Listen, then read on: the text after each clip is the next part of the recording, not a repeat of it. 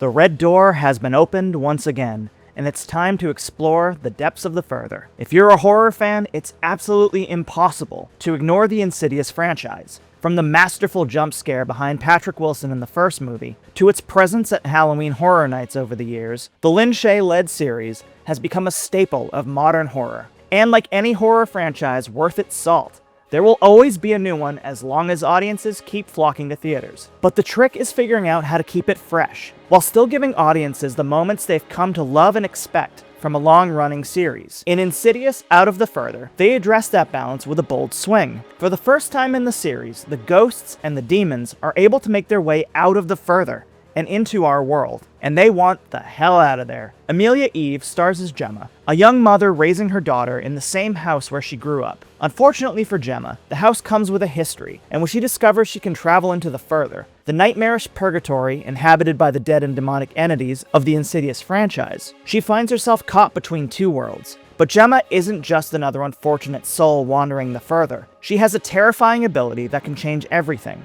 She can bring things back with her, and that's where things get really bad. When an evil presence called Cyrus Lamb begins hunting Gemma, the demons of the further quickly realize what she's capable of. Suddenly, the boundary between the living world and the realm of the dead isn't much of a boundary at all. Gemma can open the door, and whatever is waiting on the other side wants through. While it's a fresh take, it doesn't exactly break the mold, but the film knows what it is, and you do too. A fun, scary watch for a hot summer night. The Insidious movies have been around long enough that you probably already know where you fall on them. And if you're a longtime fan, you know there are certain staples of the series beyond just the ghosts themselves. At its core is always textured, complicated family relationships. The cornerstone continues here, with Gemma working through her relationship with her daughter Maya, while carrying the scars of witnessing her mother's death at a young age.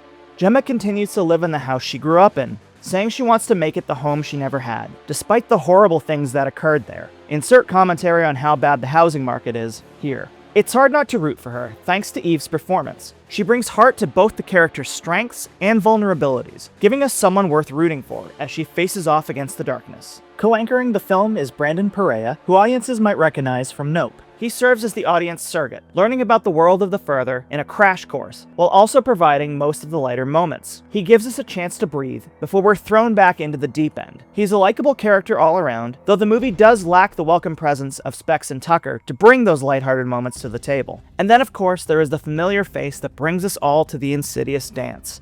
The cool aunt of horror who guides us through the darkness, lantern shining. I'm talking, of course, about the iconic Lin Shaye. The film uses her sparingly, but whenever she's on screen, it's hard not to smile because of her presence. The movie even gives her a superhero entrance, swooping in to save Gemma in a moment that feels like something Marvel audiences would be clapping for if it were, say, Steve Rogers. She's a steady hand guiding the movie and is always a welcome presence. Shaye has lived in this character for 16 years now, and brings a confidence and guiding spirit to the film, quite literally. As she says a few times in the movie, it's what I do. Hell yeah, it is. People say, you bored with playing her? Are you kidding me? I'm still developing her and hope to for the next whatever, how many we have. The movie is directed by Jacob Chase, fresh off his breakout film Come Play. It can be tricky to take over a long-running horror series, but it feels like it's in capable hands. He brings the traditional jump scares and some good tension building, but I need to give special mention to my favorite sequence. There's a moment where Gemma crawls into a pillow fort, and it becomes a haunted house sequence, experienced through her point of view. It's dark, claustrophobic, and filled with things lurking in the shadows, pursuing her. It feels like one of those haunted attractions you can go through during the Halloween season, which makes perfect sense given that Chase used to build haunted houses with his friends. He draws on that experience to give us a truly creepy sequence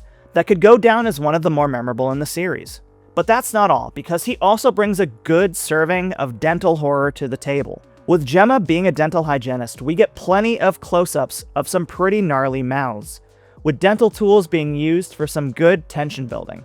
If the sound of the dental drill makes you squeamish, there are a few scenes where it might be a good time to refill your popcorn. I know I have some regrets about seeing this right before my dental procedure next week. The movie definitely tiptoes the line of what it can get away with its PG-13 rating, and has some of the grosser moments I've seen in this series. Chase shines most when he's building these moments, and it's clear that his passion lies in making us as uncomfortable as possible. And what would a horror movie be without its villain?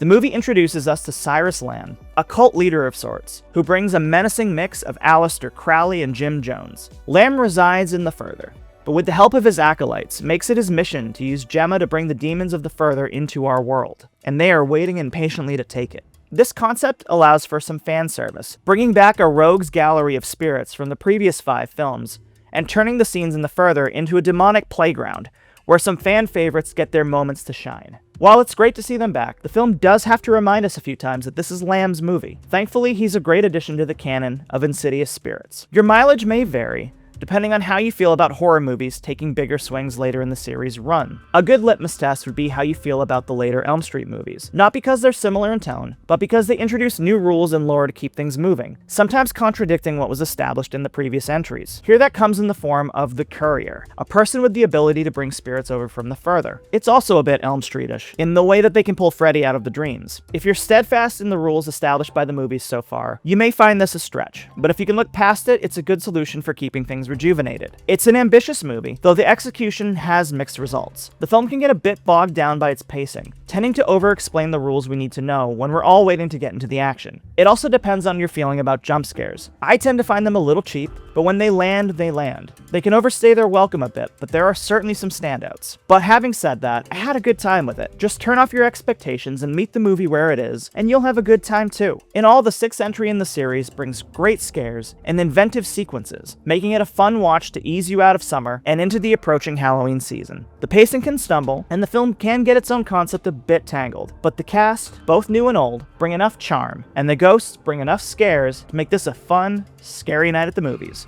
And at the end of the day, I'm happy to report it's actually one of the strongest entries in the Insidious series, a rarity for the 6th entry in a horror franchise. I'm giving it a 7 out of 10.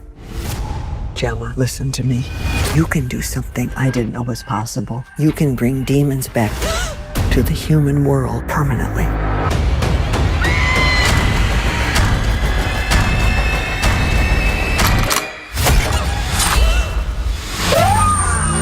Insidious Out of the Further, August 21st.